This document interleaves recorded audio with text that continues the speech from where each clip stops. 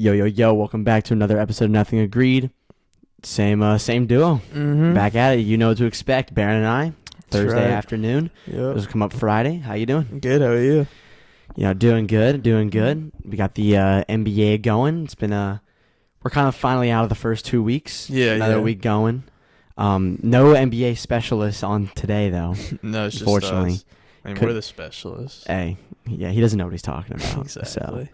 Although he was going crazy with me because the Pelicans played the Mavs. Okay. On I think it was like Tuesday or Monday. Okay. And Herb Jones was locking the fuck out of Luka. Like Luka had he hit 1 3. He was like 1 of 9 in the first quarter with 7 turnovers. Okay. Like that's wild. Okay. So he was texting me like Herb Jones is the greatest player to ever touch a court. All right. Well, let's wait till they play again. Yeah. But no, more developing. My Hawks are now sucking a little more, so we're getting into the mix of things, you know. Yeah. And your Sixers are no longer the 1 seed. Not anymore. So, that's how you know the real NBA season is happening. Yep. But I think the first thing we should talk about is we were talking about Harden and the Clippers last time. This was either a game in or no games in at all. Yeah, it was one of the two. I think it was 0. I think it was 0. And the last time I checked, they're 0-5. Yep, they are. All together. So, what's your whole thoughts on the whole Harden situation in LA? Is it what you expected?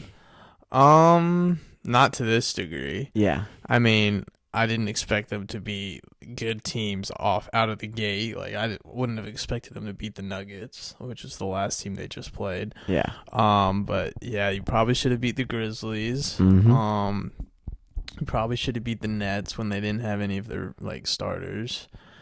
And there was that one other team that was in there that I'm forgetting that they should have beat, but it was bad. And then Luka that one night gave them 42 and 3/4. Well, Luka just owns the fucking Clippers, right. So he has little minority stock. Right. But still, 42 is crazy. And then you can clearly see out there that the fit between the four of them doesn't work. Yeah, but he's saying once it goes, man. Once it goes. How many times have we heard this? It's a broken clock by now. It is. I mean, broken record. But yeah, no, like him and Westbrook both need the ball in their hands most of the time to be to contribute to their team, right? Mm-hmm. But those two aren't the best players. Mm-hmm. So when Kawhi Leonard and Paul George, who are ball-dominant players as well, who also need the ball in their hands to be successful and contribute to their team. There's only one basketball. All four of them can't have it at once. So, and then... Hey, you never know. They could have 8 hands on it and go up for a dunk. You never know. I mean, one of them's not getting up there. But but yeah, no, it's clearly shown that they don't move well off ball. They don't set off-ball screens a lot. There's not a lot of cuts. There's not a lot of movement. It's a lot of give the ball to whoever's the most fresh, get the worst defender on him, and go ISO. And the help comes. There's a kick out, and they can't hit their shots. Paul George, ever since James Harden has been inserted into the starting lineup, has been horrible shooting. I think he had a good shooting game against the Nuggets, but the first 4 games before that, he was horrible. Yeah. Kawhi Leonard seems to have disappeared. Now, granted, he's still recovering from that injury that he had last year, but it looks like that he is taking a serious step back from the guy that we've used to see these past few years, the guy that won a championship less than 5 years ago. So... And then you have Russell Westbrook, who's playing just about how you would expect, actually. Out of all 4 of them, I'd say he's probably performing at least at the level you'd expect. He's obviously not giving you a ton of points because he's not as good of a scorer anymore, but he's getting you assists, he's getting you rebounds. Yeah, he's doing his thing. He's hustling for the ball, and he's playing defense. So that makes up for a lot of the defensive liabilities in the backcourt that Harden brings when he's in the lineup. So, yes, you can look at the Clippers as a whole and say they'd still need some time to figure out how this offense of theirs is going to work. That, yeah. But yes, no, James Harden has looked terrible. I mean, he's been turning the ball over carelessly. He's missed open shots. He's throwing the ball at the announcers. he just can't seem to get into a groove with the Clippers. And as a guy that says that he is the system, That's such a stupid quote. it's not something you He's really so stupid. you don't want to hear that coming in from the third option coming in. Yeah. And when the third option is the guy that's handling the ball all the time and looking to score with it or play make out of it, it just feels like you're neglecting the other two superstars you have on the team. Yeah. And then the fit with Zubac is even worse. I mean, him defensively is just terrible. I mean, you saw in the Nuggets game, they didn't even play him on Jokic. Yeah. They put Kawhi Leonard and Paul George, which was at that point when I saw that, I was like, all right, these game over. Yeah. these guys are not. It's wraps. Oh no, I'm like, this franchise cannot be serious right now.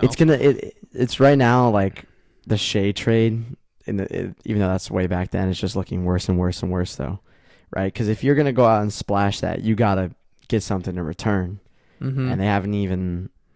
Well, they were so. What's interesting to me is they were so adamant about trying to retain Terrence Mann and Norman Powell throughout these whole trade discussions because they were their two best. Besides their two stars, those were the two best shooters, offensive scorers, and younger guys on the team. Two best players as well. Yeah, off the team. You could throw even Bones Highland in there. Yeah. So if you wanted to keep all the young, good offensive scorers you have on your team when you're trying to make a trade, because obviously you don't want to sell out your future for now, because if now doesn't work out, then you're screwed. But you kind of did, honestly. Yeah. You gave away all your defense, all your length, all your wing depth, all your wing defense. It's all gone. It's all on the Sixers now.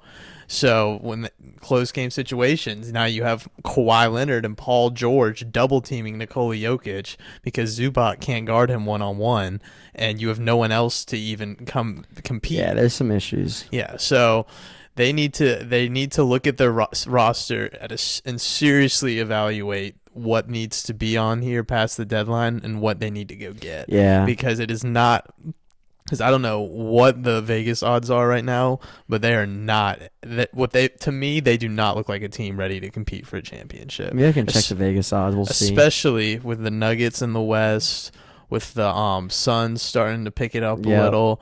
The Warriors are looking good still. And then we know the Kings are the Mavericks. The Mavericks have looked really good. Timberwolves, yeah. Timberwolves are picking it up. Yeah, we can go into the next little part of this. There's been a lot of teams that you and I thought were not going to be playing too well this year that are off to a really good start. We can start in the West. Like you said, the Timberwolves, they're up there. I think the Rockets are the Rockets 4 seed right now. Yeah, they're on fire. We have some up-and-comers and some dwellers in the whole West, but we're still taking shape. I think it's been either 11 or 12 games for some teams out here. But yeah, the one I had the Timberwolves making the playoffs before I switched it, and I should have backed myself, because when you look at the team, right, and one of the games I watched, which was I think it was like a week ago or a week and a half ago, it was against the Boston Celtics. It was the only game I think Boston was held like under 105 points before then, or even like 110. But that defense looks really good. What was really funny is like Karl Anthony Towns, who's the whole trade target. he came in the game and it looked like everything was kind of thrown off. He went out of the game, he fouled out, and everything just went perfect for the Timberwolves. It was like too good to be true. Once Cat got off the floor, it was like they looked better. He's not a Timberwolf by the end of the year. It just seems that they play so well.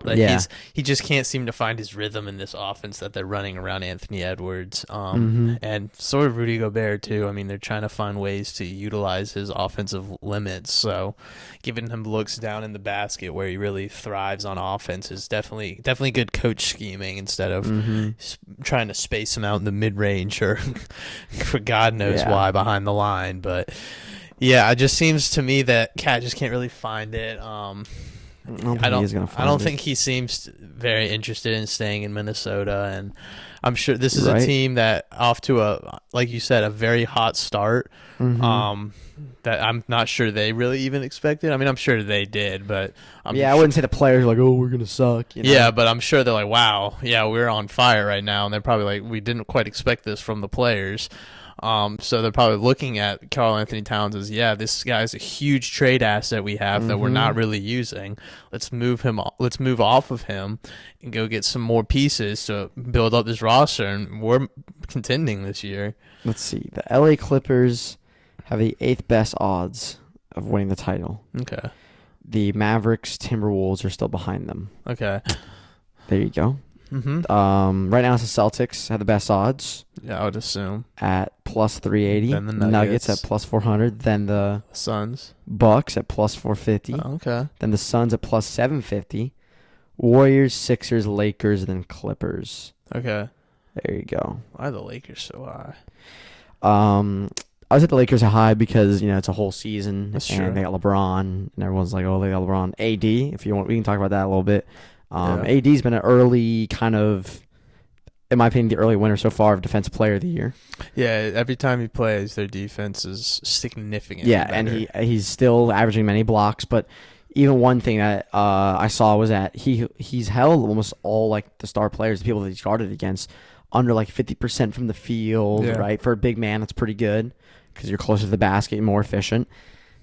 I mean, that's pretty solid. He's held significant guys like 3 of 11, right? 2 of 9, 3 of 10.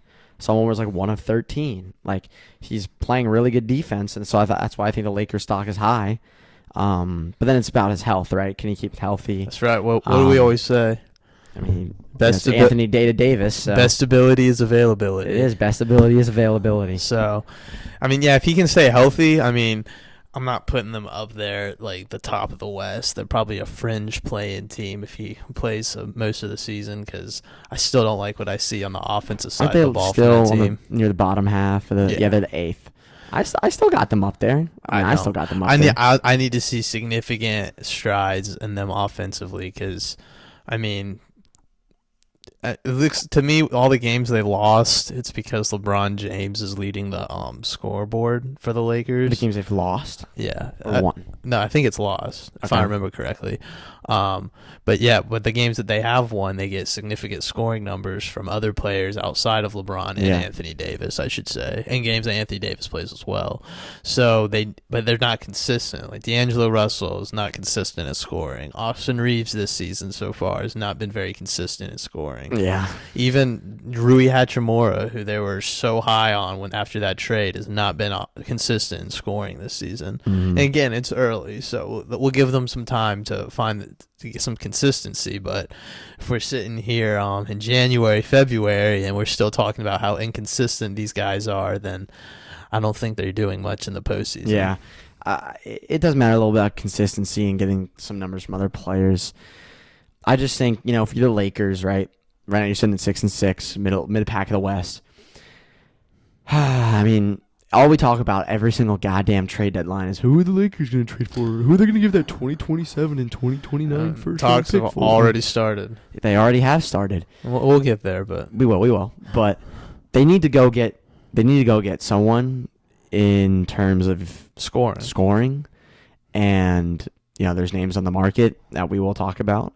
In my opinion, just my opinion, it's this season they gotta make a move.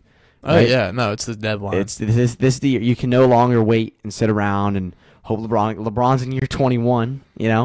He still looks great, right? But you can tell sometimes in games. It's the last year of his deal. Yeah, it's the last year of his deal. He might leave to Bronny might come into the league this year. Bronny's still unhealthy though with his whole cardiac arrest situation. So you might get him another year, but he's still getting up there in age, and like I was saying, all these games where you're having him score 30 plus just to stay afloat, you're just putting so much more usage on him. I mean, at this point in his career, he should not be playing significant minutes in the regular season to help get his team a decent record to compete in the regular season. His teammates need to realize that they need to step up that in the regular season and at least get them into the postseason so he can come in and if you can get LeBron in the postseason, then you've got a plus. So. Exactly. But if you rely on him this whole season, I mean, it is LeBron James, but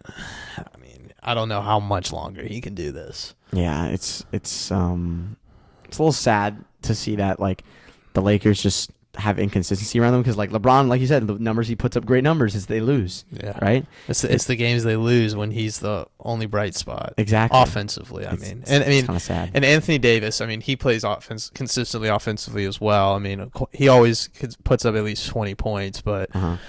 I mean, that's not when LeBron's putting up 30 and Anthony Davis is putting up 25 and you're getting 5 from the other two starters and like 20 points off the bench, you're not winning that game. Exactly. So, yeah, you're right. They need someone else. They need a scorer, a true scorer that can work with LeBron's playmaking and then work without that big three. Like, yeah, I mean, and D'Angelo Russell has just not been the answer. No. So, and yeah, I mean, the Lakers have just looked, I guess they're 6-6, they looked mediocre. But I still got faith in them. I still think they're going to be one of the better teams. I think they'll make a move. I think the front office got to realize that. Also, you know what we talk about? Since this happened, the whole fight between Rudy Gobert, Draymond, all that stuff. That was crazy, first of all. But, like, Draymond getting 5 games, you think that was too much, too little? Too little. I think it was too little as well. Okay, well, and people think I'm a little crazy for saying that. What do you think the max should have been? I think you should have got 8 to 9 games. Okay, my worst case scenario I thought was the season. No, not the season. That was my, like, if you really wanted to punish him. Like, I thought the far extreme was season and then the low extreme was like a game. No, season's like actually outlandish. I don't think so because I mean, if you go in and look at the rules, when you go in and with an intention, like he did to put him in a headlock and like choke him out, like that's harmful intention. That does qualify for season-long suspension, I think, in the rule book. Dang. So I thought if the league really did, I mean, I knew they weren't going to. No, they won't. He makes too much. They makes them too much money. But say like some 15th man just hopped off the bench, came in and did that. I mean, the league would probably give that guy a year. Give that guy life. I was a little surprised. I mean, I thought it was going to be like 15 or 10 to 15. I thought it was going to be like 8 to 9. So 5 was a little less than I thought was coming, but yeah, I don't know. I mean, did you see Rudy Gobert's comments about it though? I think he I did. Said, well, first he commented because Steve Kerr was like defending Draymond's actions, and then then Rudy Gobert goes, "Well, I get it. He's defending his guy. That's what a good coach does. Yeah. But he knows deep down that guy's a clown." And then the other comment was, he goes, "Oh yeah, well Steph Curry wasn't playing. Every time his boy doesn't play, he just tries to get ejected." Yeah, it's actually true though. It is, dude. Literally, I saw on Twitter. I was scrolling through. And some Warriors fan page was like, "Oh, Steph's not playing. Draymond's getting ejected tonight." And literally, like, that happened before the game. And everyone was like, "What's the lotto numbers? You know, like, give me this shit." But yeah, he doesn't play that good without Steph. So, and he needs little Steffi to carry him. So. Well, yeah, I mean, Steph Curry is the only reason he still has a job. Exactly. So, it's not that great either. Yeah, he has so many funny clips though.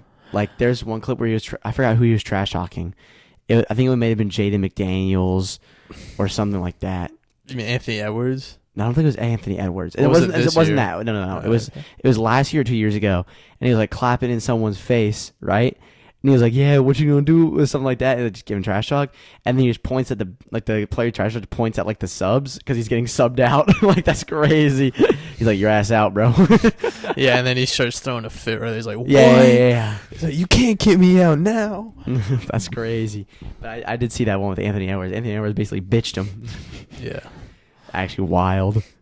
So Draymond Green's he doesn't have too many years left. Nah, he doesn't. Once Curry's out and LeBron's out. You know, I think he doesn't have too many years. Harden. Oh no. I think Harden could have 1 to 2 years. I think this is definitely his last team. Yeah. I feel like he's gonna be looked at as like, I can't have this guy in my locker room. I mean, or you just don't even want him on the court. I mean, exactly. He just seems to ruin not like even the team chemistry. It's just you have to when you have to factor in his play style, it just seems to ruin the offense that you already have. But it would also ruin, like, what is it called? Progression and potential. Yeah, exactly. You can't get good if you're not going to get the ball. Right. If everyone just goes to the corners and gives him a little ISO ball every single the only team that he would really like positively contribute to now is a team that just traded away all their star players and are just trying to keep afloat in like a conference. Or like trying to sell tickets or something like exactly. that. Yeah, and he's out there carrying these like 75 overalls in 2K. And that's what it feels like the Wizards are this year. It's like Jordan Poole, go to work. Kuzma's gone to work sometimes. It feels like Harden should be on that team instead of Jordan Poole. Yeah. But obviously that's not what he wants at this point in his career. He's trying to ring chase. Exactly, but he doesn't know, but his skill set doesn't, like, he needs the ball in his hand. He doesn't play well off ball. That's the problem. And when you're old and to the point where you're not as good as you were with the ball in your hand as you once were, and you're on teams where there's guys better with the ball in their hands than you, then your options are limited. Maybe put Harden on the bench. Yeah, exactly. That's what I've been seeing mostly from Clippers fans wanting change because something needs to change. Something does need to change. And yeah, him or Westbrook needs to come off the bench. Yeah. Honestly, I think they need to find a mix of Paul George and one of the guards playing, and then Kawhi Leonard and one of the guards playing, and then rotate. Mm-hmm. Because I think that works the best for the dynamic of how those players play. But of course, they all have their egos, they all have the names, and they all have their own their fan bases that argue, oh, who's the best player? Or so. Of course, two of them can't come off the bench, but. So yeah, honestly, who I feel the worst for is Paul George, because if anyone has the most potential to play off ball, it's him. So he's most likely going to have to sacrifice his on ball opportunities. Blown up. And then, but I feel like if you do that and you move Russell Westbrook or Harden to the bench, then I think you can find some consistency night in, night out. And I think Ty Lue has the ability to figure it out. Like, I think he's intelligent enough and knows enough about NBA offense to know how to get this thing figured out. But they'll get some way figured out. They're not going to go on this horrible streak, but like, I think there'll be one time where they go on a streak, kind of like the opposite, where they're like on a 6-game win streak, and then everyone's gonna be like, oh, they figured it out, and then they're gonna go right back in a slump. So yeah, it's just, I feel like this is kind of the worst case scenario when this trade happened, because if you lost a few games here and there since the trade, I mean, people would say, "Oh, what happened? Like, you're not the super team you thought." But I mean, you've lost every single game James Harden has played on that team, and now people are seriously asking the questions: Is this team capable of what we thought it was, or is this the worst team? Is this the worst constructed roster of all time? Of all time is wild. It might be. 4 ball dominant players on one team and one starting lineup. I mean, it's terrible. Is there a star that's not ball dominant? I mean, you can have stars that can play big roles that aren't ball dominant. Like, look at Jokic isn't a good example, but look at Embiid. Although he gets the ball a lot, yes, he leads the league in scoring. Exactly, but a lot of that is it's just a quick kick down to him, and it's a up layup. Not a lot. He's not creating the shot for himself most of the time. And then obviously there are those chances where he gets it, and then he'll do a few moves and then go to the layup. But a lot of it is. There's a lot of transaction. He'll set the pick for Harden last year, Maxey this year. They roll off, and then they make the read. They either step back for the shot or dump it off, and he just lays it up. So, yes, he is a good on-ball scorer, which is what makes him a star, but he knows how to play off-ball. Another good example is LeBron James. One reason I think he was so successful playing alongside all these stars all these years, like Dwayne Wade, Kyrie Irving, and now Anthony Davis, although that's probably not the better example, is he can also play that role of get the ball in my hands. I can make get a man open, or I can drop my defender, get myself open, but I can also come set a pick, then cut to the basket, let you make the play, and then you kick the ball to me, I'll still get it up. But he can play the role off ball. That's what the uniqueness of LeBron, though, right? Exactly. Like, if you're a guard, you're not going to set the pick and fade or roll. But that's the other thing. Luka can also sort of somewhat do that.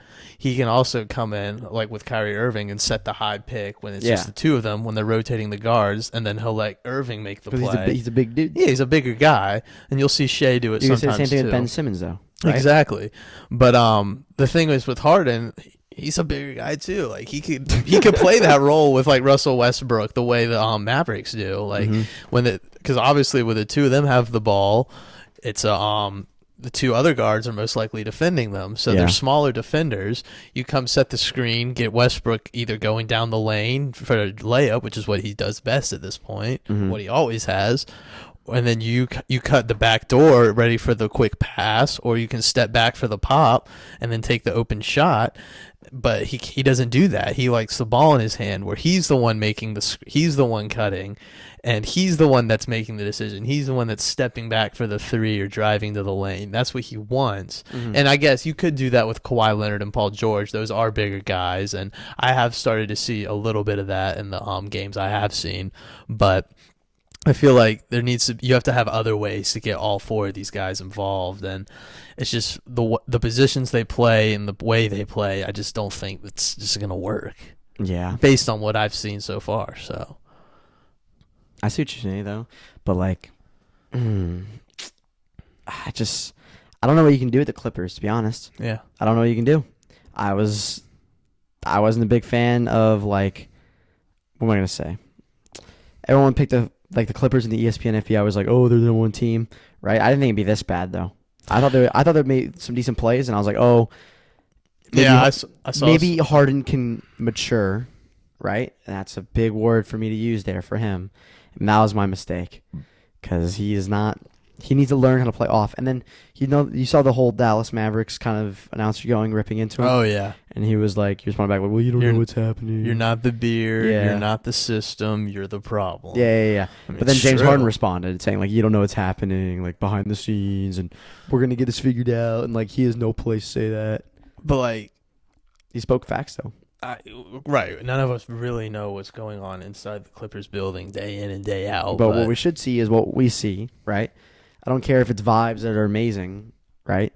The fans want to see wins. Exactly. If you're gonna pay this much for a dude and have this talent, you need to do something. And essentially, if you're saying like there's things going on behind the scenes that we don't know about, that's not basketball related. That's still not a thing you want to hear. Exactly. Especially from a team that just traded away a lot of assets that made them good to go and get you. Yeah. So, yeah, I mean, I don't know any Clippers fans personally. I didn't really thought they existed until the past couple of months. But I mean, yeah, they got to feel like shit right now. Yeah, because I mean, look at that team last year. It was a team that was a play or not even a play-in team. What were they? A 4 seed last year or 5 seed? They were they were a 5 seed without Kawhi Leonard and Paul George playing most of the year. Yeah. So, and then you went and traded away a lot of the pieces from the team that made that possible.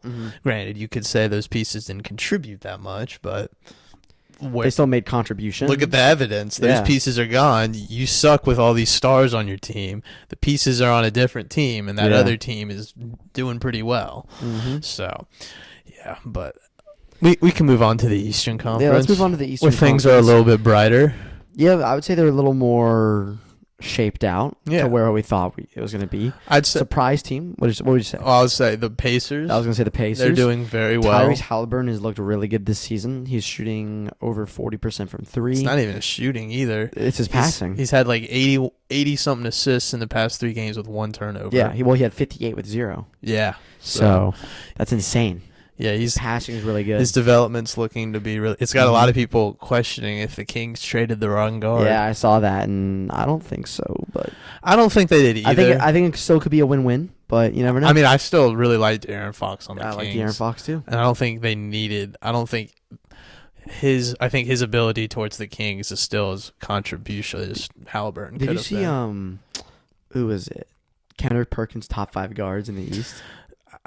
I saw his top 5 offensive players in the NBA today, and I saw a ton of people ripping him for it. Do you remember what it was or no? Yeah. What was it? So number 5 was who was number 5? Number 5 was Jason Tatum. Okay, that makes sense. Number 4 was Embiid. Okay. Number 3 was Jokic. Okay. Number 2 was Curry. Okay. And do you want to guess who number 1 was before I tell you? LeBron. No. Harden. Well, tell me who you think it should be first. Well, the names that haven't been listed, right? Right. Because I'd probably have Jokic or Embiid at 1. Well, probably Jokic. My list goes. Oh, I'll let you figure it out first. Well, whoever you're going to say, it's not them. But you put Dame? No, it's not Dame. Is it a big or a guard? It's this year. It's a. Is it Maxey? It's not Maxey. Okay. Is it a guard or a big or a forward? It's a forward. And it's not LeBron? It's not LeBron. Is it someone in the East? No. Is it Durant? It is Durant. Okay. But you notice how there's no Luka on that list? Yeah. Yeah, that's a problem. That is a problem. Yeah, my list would go Luka At 1? at 1. Okay. Jokic. Yep. At 2. Probably Curry at 3. Embiid at 4. And then Durant at 5. Okay. I don't know why I just did that, but all right, yeah, Jason Tatum doesn't make my list Because we're not talking about scoring. We're talking about all around offensive. I would put Jokic at 1. Okay. I put Luka at 2. Yeah. Because Luka's the most slow-mo player, but he definitely knows how to find the open guy. He knows how to. Mm-hmm. The only issue is his turnovers sometimes. All around offensive players, I would put Curry 3. Embiid 4, I like that, and I might slip LeBron at 5. Okay, because I like LeBron's all around. Yeah, I wouldn't argue. I wouldn't argue with that. But yeah, Durant's a great. There was this huge debate. I think it was like 3 or 4 years ago when Max Kellerman and Stephen A. Smith got in a huge who's a better offensive player, Durant or LeBron? Yeah, like all around. Right. Yeah, Durant has the scoring, but I have LeBron. Right. Mm-hmm. Exactly. I think LeBron still isn't as good as a scorer, but I think he's a better passer, right? I think he creates more off the ball with his movement sometimes. Mm-hmm. In the post, he's deadly in the post still. Mm-hmm. So, and when he's driving, I think he's scary when he's driving. Mm-hmm. So, but when it comes to pull-up jumpers, regular jump shot, 3-point, give me Durant. I actually want to switch out Durant with Shea. Shea makes sense too. I want to put right, but if we're talking about this season, I think you could put Shea. I think JT's not a bad option. Yeah. In the 3 games Devin Booker's played, he's averaging 31.5 and like a couple assists as well. Yeah, but Durant 1 was criminal, and not even to put Luka on the list. There was God. I might argue Jokic over Luka because Jokic brings more with offensive rebounding. But, yeah. But I can see the argument for Luka too. Luka's probably a better scorer. So Kenner Perkins top 5 guards in the East. 1 is Maxey, 2 is Halliburton, 3 is Drew Holiday, 4 is DeJounte Murray, and 5 is Jimmy Butler. Jimmy Butler hasn't even played guard in like 5 years. Jimmy Butler's not a guard, buddy. Exactly. Bro, what? When was this made? This was made 2 days ago. 2 days ago. Or a day ago. A day ago. First of all, ready? Yeah. I don't think DeJounte Murray's a top 5 guard in the East. No. I don't even think Drew Holiday's a top 5 guard in the East. At least past couple of games, he's sort of played like one. But what about Jalen Brunson? I would put him up there. I would put Jalen Brunson over Drew Holiday. I would as well. Yeah, he's been I playing. would put Damian Lillard over Drew Holiday. I wouldn't. Damian Lillard has been. He had a good game last night, and he had a good opening night as well. But every game in between, he's been very, very like. He's had shaking shooting. He's like 41%, 29. Yeah. But I'll say this: when it comes to Damian Lillard, he always starts slow. That is Some true. people get surprised by it, but he does always start slow. And then January, February, this motherfucker's doing his shit. You know. Yeah, but right now, no, you cannot put him there right now. Yeah, although this season, DeJounte Murray is doing better than Jalen Brunson. So I mean, better points per game, rebounds, assists, and true shooting percentage. I don't hate DeJounte Murray. I could see him at 5. Also, Donovan Mitchell. That's crazy. Donovan Mitchell's not even on that list. Well, he hasn't been playing that well this year. He's had a slow start. I mean, have you not heard the rumors? What, about Donovan? Yeah, he's already in trade rumors. Really? Oh, yeah. I have not seen that. Yeah, him to the Knicks has started to flare up again. Oh, he's not going to the Knicks, bro. That's NBA Twitter would like to disagree. Well, NBA Twitter is the most dog shit thing you can ever go on. So. Yeah, well, the early reports have started. Well, because we'll get to that in a minute. Let's finish talking about the East. Yeah. So, yeah, last night we had the battle of the 2 top teams. Yep. Celtics took the W. Celtics took the Philadelphia. Tatum with the dagger. Mm-hmm. Had a nice little quiet game. Mm-hmm. He didn't really seem to do that much, but he did. And then without Porzingis and Jaylen Brown.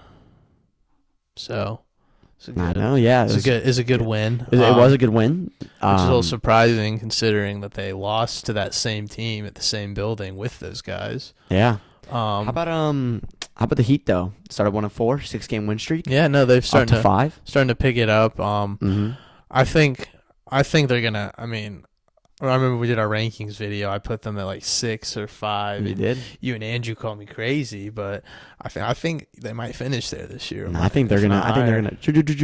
Nah, I mean, Right? after recent speculation, I think we'll see some changes to that roster. I mean, I think the Knicks will finish above them. I think the Cavs are in 10. Will go on a hot run and finish I don't above know. them. So Knicks need to figure out this Julius Randle situation. Julius Randle popped off. He popped off last game. Did he? Against the Hawks? Yeah, I didn't watch. He had a game against the Hawks. What was it? He had, I think, like 28 or 29. Damn. Yeah. Bogey, dude. Quinn Snyder's fucking stupid. Bogey dropped like 31. Trae Young had a bad shooting game, but he had 16 assists. Okay. If Trae Young shot like the Trae Young is supposed to shoot at, we'd low-key like have like 2 losses. But this dog shit ass Trae Young shooting 1 of 12 and then naming his kid Teal is wild. Yeah. Yeah. Julius Randle, 29 points, 10 rebounds, 8 assists. Almost up to triple-double, and we lost by 2. Yeah, we're fucking ass. Well, he plays like that, then no, I can't argue with you. Yeah, they're definitely better than he shot 24 shots, though. He shot 12 of 24. 50% shooting is pretty good for him. It's not bad. Shot 3 of 5 from the arc. So I mean, yeah, he plays like that every game. Quickly dropped 20. The Knicks are a top 5 team in the East, no question. But, 100%. But that's not every game. So that's what I'm saying. They need to figure if they can get that consistently. You know who just needs to kill it all. I mean, it's on the ticker, but the Bulls. Oh yeah, the Bulls are just a sad team right now. Oh well, it's actually funny because obviously we all know about the report of them and Zach Lavine looking for a trade partner. They didn't even get a shot off last. They were down like 50-33 or something. I didn't even watch their game. I don't care about them until they trade him. Yeah, it's like one of the worst teams to watch right now.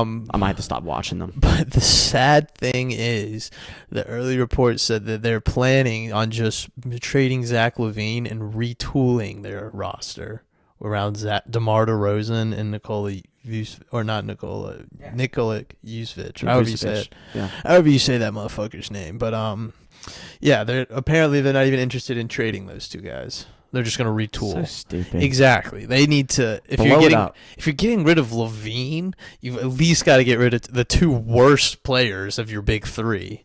Or the worst, but also on the older side as well. Like, you need to deal these guys. Yeah, exactly. So DeRozan's a Laker. If you're the thing is, they all want. Lakers fans want Lavine. Zach Lavine, yeah. But it's very interesting because if you're the Bulls, Sixers propaganda about to happen. Oh no, he's not. He's not going to the Sixers. If you're the Sixers, you don't want. If you're looking at the Chicago Bulls, you want Alex Caruso and Kobe White. Everyone wants Alex Caruso. I know, but if you're the Sixers and you're offering like a 1st-round pick, Marcus Morris and like Robert Covington or Nicholas Batum, 2 1st-round picks, I don't care. You go get Alex Caruso and Kobe White and one other person. That is the best trade you could have ever made because you don't need another guard to play with Maxey. Quote that. If you you don't need another guard to play with Maxey because you don't need another star offensive guard to play with Maxey. He's proven that he can be the star scoring guard that you have on that team. That's why we like Melton there. He's a 3-and-D guy. He offers a lot of defense. And Anthony Melton's a good gets player. Kicked out for the shot. So I don't think Lavine, unless you wanted to play the 3, I don't think that would work too well. But you put Caruso in there when with Maxey instead of Melton when they rotate those 2 guys. That's a defensive backcourt you don't want to see. And then when Maxey gets tired and you want to keep rotating that defense, you can insert Kobe White into that offensive or into the guard spot, and then try and you'll still have the offensive production, not to the level of Maxey, but you still get a guy that can hit 3-pointers, a guy that can take it to the mid range and shoot an open shot or even go in for a layup. And then probably not going to be able to, but if you could snag Patrick Williams or dude, he's going to be worth ton, man. Yeah, I think that's a reach. Yeah. They don't have Derrick. They're gonna rebuild around him. They don't have Derrick Jones Jr. anymore, do they? Mm-mm. Yeah. You gotta go get another wing though too if you're giving up both Morris and Covington or Batum. Yeah. So I'm sure we'll see another third mid piece get in there if that trade happens, but I don't see the Sixers trading for Zach Lavine. But yeah, I see what you mean. And so if you're the Bulls, you obviously want to make this trade happen as soon as possible. Yeah, true. Because the longer you wait, because I'm sure out of every team that's offered already, I'm sure Zach Lavine's interested in the Lakers just because of the Everyone's brand and the in goddamn Lakers. Exactly. So if you wait until January or February till the deadline when the Lakers players are available to be traded, that's most likely who Zach's going to push for you to get, and that's probably one of the worst packages you're going to get. Yeah. So if you go ahead and push them now, I think the very front runner team, because I've seen some people throw the Sixers in there too, but I don't think so. I think it's the Heat. Yep. I don't think they like what they've seen from Kyle Lowry. And they have the assets that they have, and they have the assets and draft picks, and Tyler Hero, obviously a young guard that Zach Lavine would replace, that Chicago could use in this little rebuild that they need to start. Yep. So I think Miami makes the most sense, especially after they lost out on Damian Lillard, but they could still get a guy that can go match that scoring production. The next team that I like, and it's a little bit of a wild card, but I think it would make a little sense, is the Thunder. Obviously, we know they have a buttload of first-round draft picks. So what? Stop. You know this makes sense. Okay. They're not going to break up like the young guys. No, they're not. But I don't think they need to. They have a buttload of first-round picks. They do. And honestly, if you're the Bulls, that's something that should intrigue you for a team that doesn't have a lot of first-round picks coming up, because you trade them all away for these other guys. And then I don't know how. I'm not sure how reluctant the Thunder would be, but if you're the Bulls, maybe be able to squeak out a little Josh Giddey. No way. Maybe the what's his name? Not the number 8 Jalen Williams, but the other one that plays guard. Jalen Williams. Yeah, Jalen Williams. Obviously, that's his name. I don't know what number he is, but we know what you're talking about. That we know right. Jalen Williams. Yeah, so that Jalen Williams, you might be able to squeak him out in the deal, and OKC might be willing to part ways with him. That would make more sense. I would assume if that deal were to happen, but I don't think that deal will happen. But I think if you're the Thunder, a deal like that's a team that takes you, because they're already They're already a top 5 team in the West, right? He's such a Nick. Who's a Nick? Zach Lavine. How? Knicks are making a move. Who's the top 5 team in the West? The Thunder? Yeah. They're the 5th, yeah. Yeah, they're the 5th. So you get a guy like Zach Lavine that ups the scoring production that you can rotate in and out in tangent with Shea.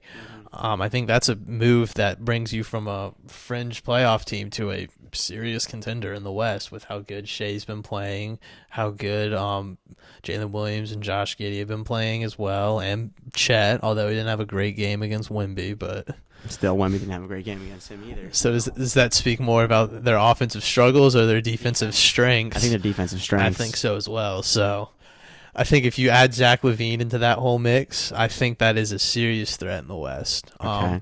And then you said Knicks.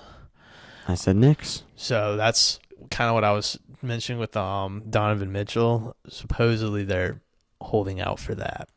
Well, the Cavs are 5 and 6. I think they'll bounce back. They'll make some moves. Yeah, well, it's interesting because that was a team we were all so high on at the beginning of the season. And yeah, but hey, they still got time. They do have time. But still a lot of time. But it's not good to have trade rumors coming out around Donovan Mitchell this early, and you know what they say: when there's smoke, there's usually fire. So true. We'll just see what happens. But if we look at the bottom of the East, right? Yeah. It's kind of the teams that I expected at least. The Raptors. Yeah. 5 and 6. The Bulls 4 and 8. Yeah. Hornets, Wizards, and Pistons. Yeah. The only thing I'll say is the Pistons are on a 9-game losing streak. Sucks. But I've seen I'll say it. Ausar Thompson potential out the sky, man. Oh, yeah. I mean, the potential is the roof, as Michael Jordan would say. Yeah. So he's looked really good. And apparently, a lot of people think that the Pistons are in the mix for Zach Lavine as well. That's the stupidest thing ever. They don't need a guard. They got Killian Hayes because they're putting Jaden Ivey on the bench. I don't Thompson, know. And they got Cade Well, I thought Thompson plays the 3. He does. Yeah, exactly. Because Zach Lavine could switch to the 3. Well, no, Zach Lavine will play the 2. Yeah, and Cade Cunningham would play 1. I mean, I don't know how that would work, but that's what they think I could figure it out. Oh, my gosh. There's no reason. If you're the Pistons, just let the youth be the youth, man. Some teams Duran's look good. Just get yourself a 4, man. Get yourself a 4. Some teams are just impatient. Teams are impatient. Get the number 1 pick. Take that 6'10" guy. Boom, you got a 4. Now you got a young team. But then you're Detroit, so you'll mess it up. So yeah, exactly. But yeah, I mean, the pool party isn't looking too fun. That team's a joke. That team is a joke. Did you see the Raptors game with them? No, I don't watch. They were up 106-90 with 7 minutes to go, and they lost 110-107. Scored 1 point in 7 minutes. It's so fucking abysmal. Yeah, and there was right out of the timeout. I think it was inside minute mark. Kuzma was still on the bench. He was like by his coach asking to challenge it, and they passed the ball and had an easy layup. Mm-hmm. And they were up 15. They still blew it. Damn, trash ass. God damn. Where are the Hawks in the East? We're 8th. We were sitting at 5, but yeah, we just haven't looked too good. It's okay. Trae Young was out for personal reasons the other game, and then but then we beat the Pistons, and then we lost the Knicks. So we're playing exactly how we are: win 1, lose 1. We're 6-4 in the last 10. So yeah, that's the Hawks. Yeah. What else? The Bucks. They're gonna find it. They gotta pick it up defensively. Yeah, they do, but they're gonna find it. I don't know. Once Dame gets hot. My favorite joke that's going around the NBA right now is the people that are like, because a lot of people came out before the season and said, oh, this Bucks team, they're not going to be as great as they were defensively. And everyone's like, that's the stupidest thing ever. Giannis Antetokounmpo didn't die. I mean, Brook Lopez was a DPOY finalist last year. What are you talking about? And now the people that were saying that at the beginning of the year are coming back out and saying it. They're saying it again in a sarcastic manner, and no one's opposing them. But yeah, it is. Hey, they'll figure it out. Look, they played a couple games together. They'll figure it out. Look, they'll figure out the system and the chemistry. Yeah, but they need to figure out something for the backcourt defense. I don't know who they have starting next to Dame, because I don't think it's the same guy as the beginning of the season, although it could be wrong. But it's bad. They'll figure it out. I still got confidence in them. I mean, I'm not giving up on them. I'm not giving up on them, but I don't got confidence in the Heat. We'll see. I think if they make that trade for Lavine, we're talking different then. Yeah. We're talking different then. I mean, they're playing pretty well right now. They are. Obviously, after Tyler Hero's injury. Yeah. So. Yeah, but Kyle Lowry sucks ass now. He's got an ass. So, anything else you want to bring up or no? Tyrese Maxey's balling. He is. Scotty Barnes is balling. Yeah. Or who was your MIP pick? Was it Maxey? It was Maxey. And mine was Barnes. So, those are looking good. Yeah, I saw some days. Maxey's playing more like an MVP than an MIP. He's playing that good, and Scotty Barnes is playing. Scotty Barnes is the Raptors MVP. I think he leads them in points, rebounds, steals, like all these kind of crazy statistics. Yeah, so. I think Siakam's gone. Exactly. Which is interesting. Dallas Mavericks, pick up the phone. Atlanta Hawks, pick up the phone. Pick up the phone, baby. But yeah, I think we are seeing the next coming of Shaq and Kobe right before our very eyes down there up there in Philadelphia. Shaq and Kobe until they lose in the fucking second round. Yeah, Walmart version. Yeah, that's wild. But they are leading. They are the duo that's averaging the most points in the league right now. Yes, that's correct. So, but then looking pretty fearsome. But then once it gets to playoff time, which we're a long way from, but if it stays this way, once it gets to playoff time, I don't know. We looked a little bit different. We looked like we were in playoff form last night. Yeah, you did, losing to the Celtics at home. Yep. So, although So it looks a little better though. At least we were swinging the rock. And obviously, I think Kelly Oubre back in the lineup. I think the scoring's up there as well. Yeah, but yeah, prayers for him. I guess that sucks. Yeah, don't really know what happened to him, but he was on a bike. Yeah, but well, apparently he was like lying or something about. He was lying. The police can't find any evidence of him being hit by a car. Really? Yeah. TMZ got like a Ring camera video. Did you see that? No. They had a Ring camera video of like him walking into his apartment. Yeah. Like a hurt.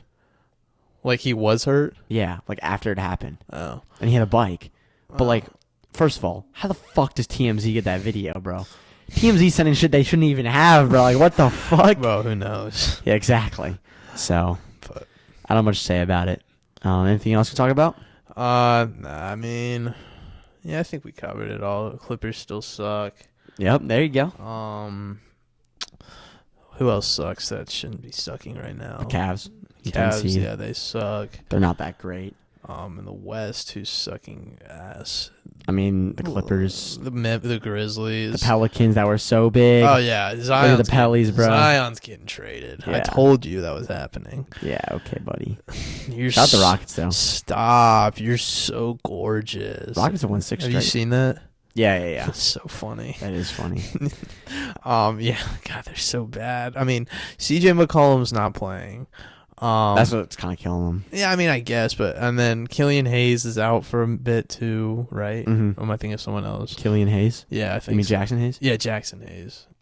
But whatever. But yeah, Pistons. But yeah, Zion and BI does not look like it's working this season. And I would imagine the Pelicans move off of one of them. I've seen a lot of Zion for Lavine trade scenarios in my feed, so I guess the Pelicans are another team that's dabbling with this whole Lavine scenario.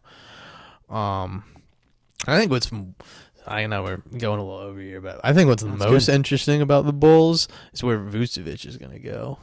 Because let's be honest, if the Lakers don't get Lavine and DeMar DeRozan's on the trade block, there's nowhere else he's going.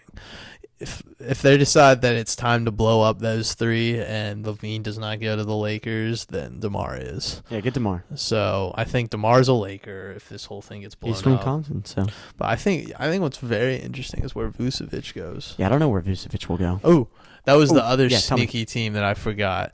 That was in the Lavine High is the Magic.